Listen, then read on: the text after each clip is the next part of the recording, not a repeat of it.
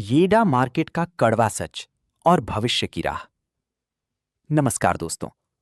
Yamuna expressway industrial development authority यानी येडा के बारे में आज हम वो बातें करेंगे जो अक्सर चमक धमक वाले विज्ञापनों में दब जाती हैं।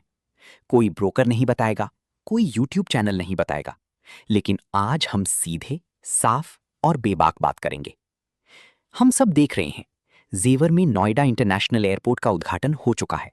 मई 2026 के अंत तक यहां से पहली कमर्शियल फ्लाइट्स उड़ान भरने के लिए तैयार हैं। खबरें हैं, उत्साह है, विज्ञापन है, लेकिन सवाल वही है, अगर एयरपोर्ट आ गया तो प्लॉट्स की कीमतें वैसी क्यों नहीं बढ़ रही जैसी उम्मीद थी? मार्केट थमा हुआ सा क्यों लगता है? आज इसी का गहराई से विश्लेषण करेंगे, एक एक पॉइंट पर। पहला कारण, नई स्कीम्स का चक्रव्यूह। सबसे बड़ा और पहला कारण है अथॉरिटी की बार बार आने वाली नई प्लॉट स्कीम्स।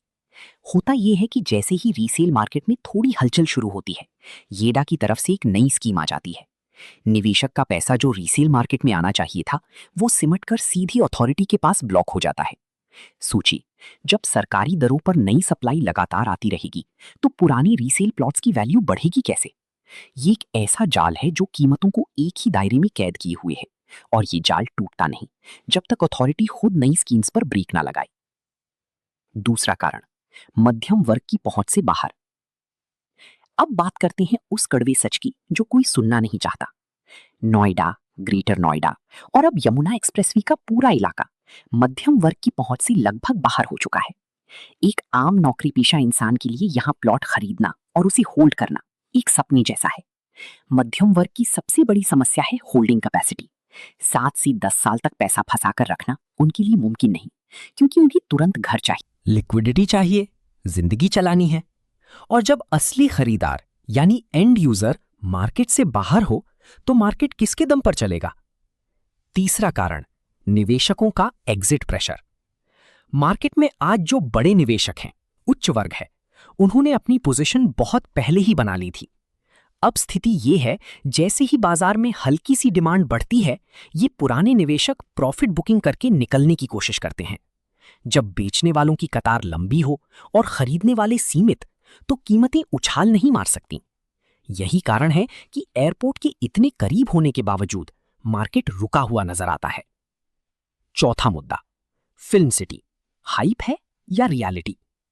बहुत से लोग फिल्म सिटी को येडा मार्केट के लिए एक बड़ा गेम चेंजर मानते हैं। लेकिन दोस्तों, एक जरूरी सवाल पूछना चाहता हूं, क्या हम उस दौर में जी रहे हैं जहां एक विशाल फिल्म सिटी बनाना भविष्य की जरूरत है, या सिर्फ एक बड़े सपने का शिलान्यास? आज आर्टिफिशियल इंटेलिजेंस इतनी तेजी से आगे बढ़ रहा है कि खुद स्थापित फिल्म इंडस्ट्री घबराई हुई है। एआई आज म्यूजिक बना देता है, लिरिक्स लिख देता है, आवाजें तैयार कर देता है, विजुअल इफेक्ट्स जनरेट कर देता है। और ये सिर्फ शुरुआत है।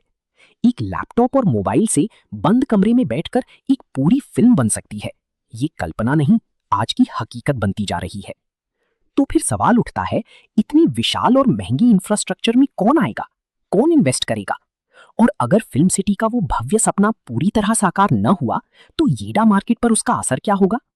ये एक ऐसा सवाल है जिसका जवाब आज किसी के पास नहीं है, लेकिन निवेश करने से पहले इस सवाल को जरूर दिमाग में रखें। पांचवा मुद्दा, दिल्ली एनसीआर का बढ़ता दायरा।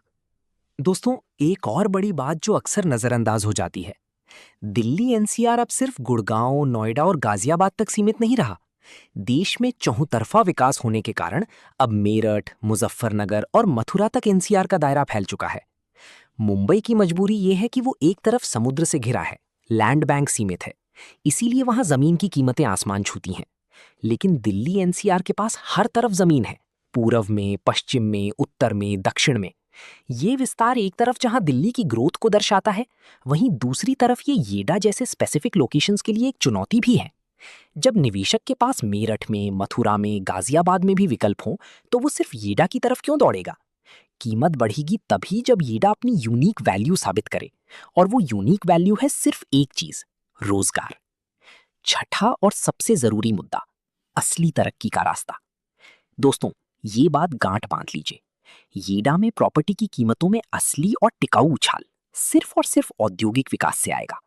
एयरपोर्ट एक ट्रिगर है, लेकिन ट्रिगर से मार्केट नहीं चलता, इंजन से चलता है। और वो इंजन है फैक्ट्रीज, इंडस्ट्रीज, कंपनीज और रोजगार।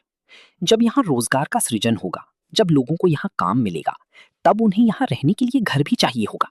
और जब घर की मांग बढ़ेगी, तभी जमीन की कीमत बढ़ेगी। रियल एस्टेट तभी फलता फूलता है जब वहां रहने वाले लोग हों।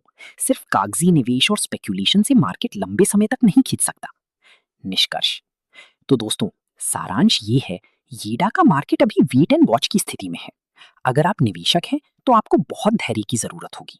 5 से 10 साल की सोच के साथ ही यहाँ आए। अगर आप एंड यूजर हैं, घर बनाने का सपना है, तो जमीनी हकीकत समझना जरूरी है। एयरपोर्ट आया है, संभावनाएं हैं, लेकिन असली बदलाव इंडस्ट्रियल एक्टिविटी से आएगा और उसमें वक्त लगेगा। निवेश वही सफल है जो आपकी जेब पर बोझ ना बने और जो आपकी नींद ना उड़ाए। हमें कमेंट्स में बताएं, क्या आपको भी लगता है कि येडा का मार्केट अब आम आदमी की पहुंच से दूर हो गया है? और फिल्म सिटी को लेकर आपकी क्या राय है? धन्यवाद।